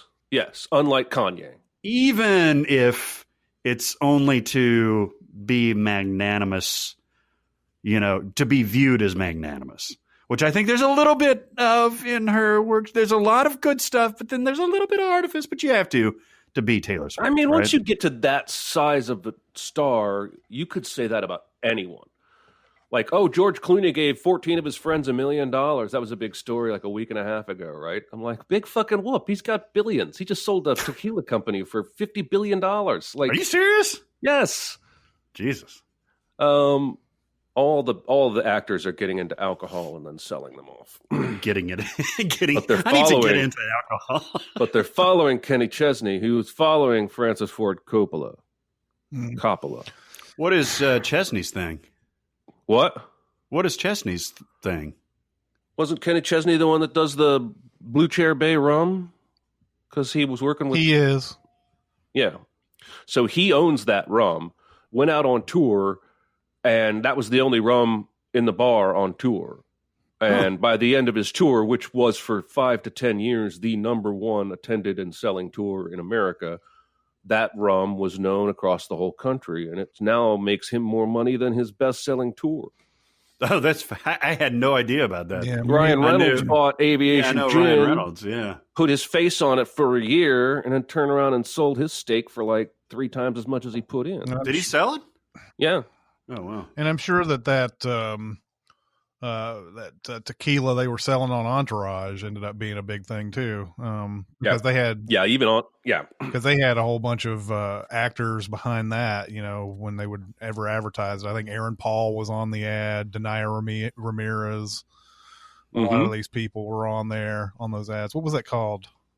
That tequila on Entourage. I don't remember. Oh, Clooney's? No, the one on Entourage. Oh, Avion, Avios. Avion is what it is. Avion. Yeah. Yeah, Nice. yeah. Good memory. But the thing with Taylor Swift is that situation she was in was common. Like nobody has ever thought that was a bad thing before, that somebody else would own the music that she made or anything like that. That's always been, right. That's something that's always happened, but she's the one who first made a big, huge stink about it and then decided, all right, I'm going to record them all again. In part, I mean, in no small part because of who it was that had bought them. Because I think that's a big deal. Braun had That's a big deal. specifically joined Justin Bieber in mocking Taylor a couple of times publicly. And I think it was personal. No, it had to be. I mean, that was the reason that she refused to work with this new company, is that she said, I can't fathom, even though I like you guys, because they reached out to her first. She was like, I like you guys, but if this dude is getting any part of my music, can't do it. And so, she hates this dude, and he seems like a butthole. He seems like a butthole. I mean, I don't know him personally, but probably a butthole. If I had to pick which between him and Taylor, who's the butthole? That's a pretty easy pick. I tell you what sucks though is, and God bless her, she's gorgeous and I love her, but I don't know what's happening with her hair these days. Have you seen the hair with like the permy bangs? Taylor Swift? Yeah, Permy bangs. Permy bangs. It's I haven't seen it. It's a weird look. It's a weird look for her. Permy bangs. No I'm idea. not a big bangs fan. I'm not a big perm fan. My mom used to go get a perm. This is like in the 80s. I don't know if this was the look, but she would just come home and look like she stuck her finger in a light socket. Yeah. Mine did too. It's like, why do you want this? Why is this something that you want? As with all things, it's not like it's going to be permanent or anything. Hey-oh. Oh, nice. Da-da-da-da-da. He's a good boy. You remember that X-Files episode with the backwoods rednecks? Was that the one You remember that they didn't play? They had to ban or whatever. I think so. Yeah, right. Because I saw it live, man, and that episode was fucked up, man. It was the two brothers that were like all fucked up from the incest, and then they kept the mom under the bed, but she was like she didn't have arms or legs or anything. And when Mulder pulled her out, she was like, I haven't seen anyone since the War of the Northern Aggression. Oh, yeah. Like and she kept saying, like, they're such good boys. And it freaked me the fuck out, man. It was awesome. Yeah, I didn't see it live. I mean, X-Files was weird. I don't think I watched it religiously. But there was a point, Did you not? No, there was a period of time where I started watching it because it was a part of that Sunday block with Simpsons and everything. There was a period of time that I did, but I think it was after that episode aired, like in the earlier part, in the earlier part of the 90s. Because that was what I don't know, season 2, season 3, somewhere around there. Somewhere, yeah, season 3 probably. But I didn't even know about it until they came out with. I don't know what happened with X-Files, but they said, and they're going to be able to play that redneck one that they haven't been able to play forever because of I don't know if it got banned because it was insensitive or if it was because it was so sick or what. I don't know what would have. I have to look that one up. Caught that. Were you a big X-Files? You were a big X-Files guy, Jeremy, right? For a time. Yeah. I didn't start in the beginning. I think I started around season 2 or 3, and I didn't watch all the way to the end. But I didn't watch the last 2 seasons after Duchovny left. I was really pretty into it. Well, I think I stopped watching before Duchovny stopped participating. But yeah, it was kind of. I feel like if Lost had gone on for 9 or 10 seasons, I would have given up on that shit too. But while I watched it, I was really fucking into it. But I only ever, unlike Lost, I have never seen X-Files episodes. I've never gone back through the series. I only saw them as I watched the show. Same as like 24. I've never seen those episodes twice. Yeah, 24 is a weird one where I think I would probably enjoy going back and watching that, but when you kind of figure out the beats to everything, like there's going to be a torture scene. He's going to say, "Where? Let me see your hands." There's not enough time. Damn it! The son of a bitch. It came in season 4, episode 2. The episode is called Home. And And it says Home originally aired on the Fox network on October 11th, 1996. It had a Nielsen rating of 11.9 with a 21 share, meaning that roughly 11.9% of television equipped households and 21% of households watched television were tuned into the episode. It was watched by approximately 18.85 million viewers, which, by the way, I think that would be like number one these days, because like for sure, because like Big Bang Theory was number one for a long time, and it was getting like 9 or 10 million or something like that. Home was the first X-Files episode to have a viewer discretion warning for graphic content, and the only one to have carried a TVMA rating upon broadcast, with the opening scene being cited in particular due to its gruesomeness and its similarity to stock horror film conventions. The only other instance of an episode of the X-Files earning a viewer discretion warning was in the season 8 episode Via Negativa. Owing to that content, the network would not repeat the episode, the only time in the history of the series that this happened. In 1997, when the channel FX ran an all-day marathon of the most popular X-Files episodes, Home was the number one choice. Nice. It's so good. No, that first scene, I believe, involves her delivering a baby. And they may have killed the baby. It's been a long time since I've seen it, but man, that was so disturbing. But I setting an excellent tone for the day. No. I mean, it really. I adored the X-Files. I was obsessed before probably season 8 or so when Mulder left. But I absolutely was obsessed with this show, whether it was a Monster of the Week or whether it was the mythology stuff. And I'm like you. I haven't gone back and watched all of them. I've watched a few of them. The movies are trash. The first one's all right. But I kind of enjoy going back. It's very dated, especially like the clothing and the cars and like the environment. But I could probably go back and get obsessed all over again. Do we have shows like that anymore? Really? That's a naive question, but I don't watch much like TV. People tried to copy it right afterwards, just like Lost. Well, just I think a lot of Supernatural fans would say that show, but I've never seen it, and I don't know that it's the same. But I think that captured a lot of the same audience. Yeah, there was something about X-Files that tapped into something different. Like there's something, because there was something bigger, right? The truth is out there and everything. Supernatural is more about like, well, we already know this shit exists, so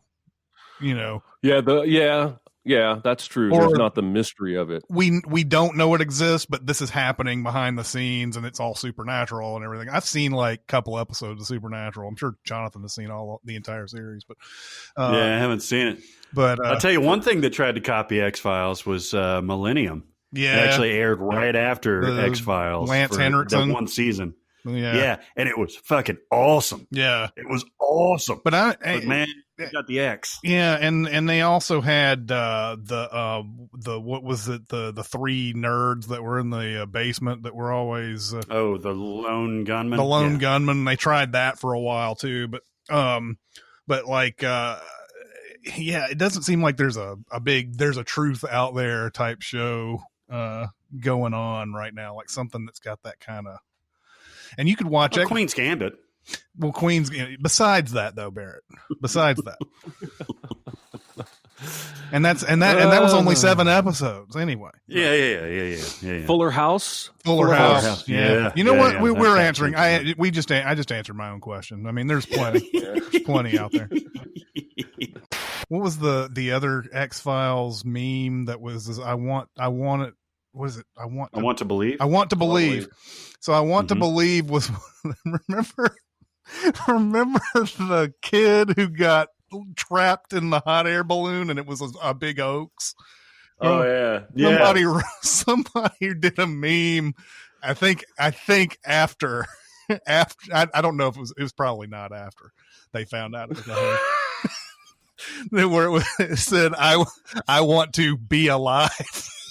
Oh,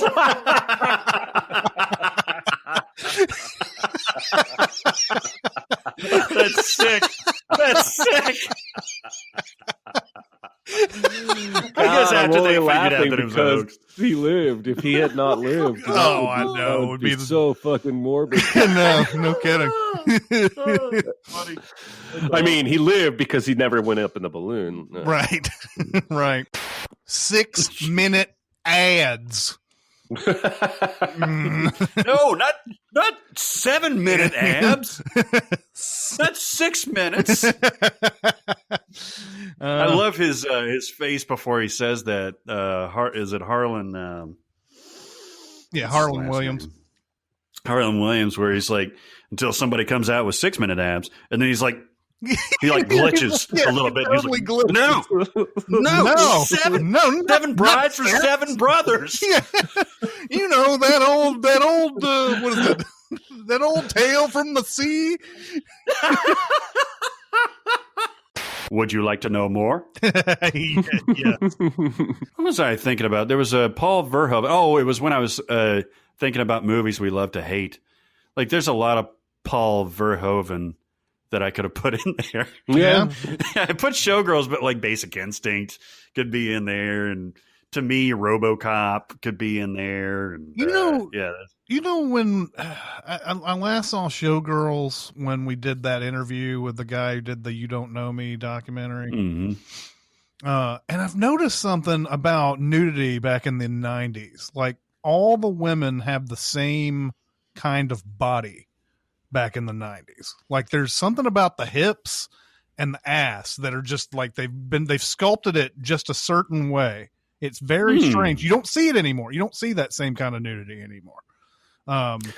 Yeah, you could see a parallel between Sharon Stone and Elizabeth Berkley. Sharon Stone has almost the same kind of body that Berkley does. And I saw some other movie that came out around that time. I was like, what is the deal? I was like, outside of my horniness, I was able to analyze it and go, there's something about what they were doing back then that was accentuating hips and like ass shape in a way that even Eyes Wide Shut does that. Yeah. like all the women in it always, because that's not really my type, I guess. Mm-hmm. But when Nick Nightingale's like, and the women, the blindfold slipped, and the women, oh my God, and I was like, yeah. Yeah.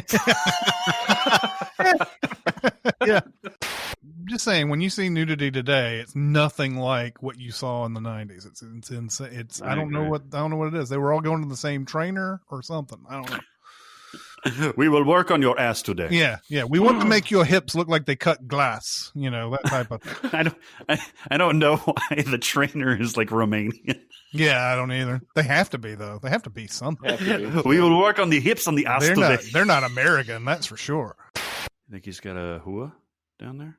Not well. Why would he have her show up like 2 hours before he? Maybe it's like the office Christmas party where Dopender gets the hua, and she gives hand jobs to all of his coworkers in the bathroom.